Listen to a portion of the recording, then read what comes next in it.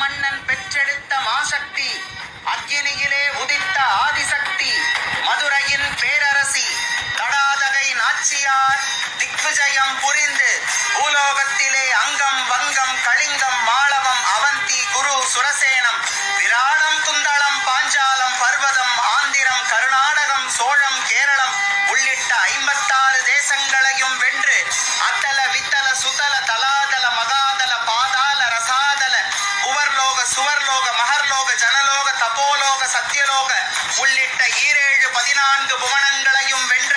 நம் மதுரையின் கொற்றவை திருக்கைலை அடைந்து சிவபெருமான்